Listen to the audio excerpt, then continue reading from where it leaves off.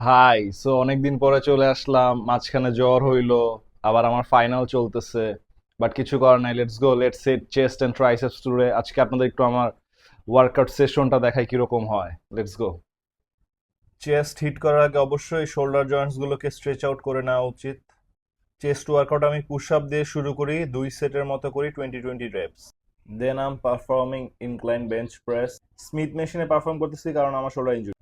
দেন আমি করতেছি পেক্টর ফ্লাই। সবগুলো ওয়ার্কআউট আমি 4টা সেট করে করতেছি, আর রেপ রেঞ্জ হচ্ছে 12-12-10-10। জ্বর থেকে উঠলে আমার অনেকদিন পরে ওয়ার্কআউট করতেছি, ইগনোর মাই টাইনি বডি। এরপরে আমি করতেছি ফ্ল্যাট বেঞ্চ প্রেস, এটাও স্মিথ মেশিনে পারফর্ম করতেছি। এরপরে লোয়ার চেস্টের জন্য আমি পারফর্ম করতেছি কেবল হাই টু লো। ওভারঅল চেস্টের জন্য পুল ওভারটা খুবই ভালো একটা এক্সারসাইজ। আমার চেস্ট শেষ, এখন আমার ট্রাইসেপস ওয়ার্কআউট শুরু। ফার্স্টে আমি করলাম dumbbell overhead extension both hand, then skull crusher with EZ bar. এরপরে স্টিক পুশ ডাউন করলাম 4 সেট। দেন আমার লাস্ট ওয়ার্কআউট হচ্ছে রোপ পুশ ডাউন।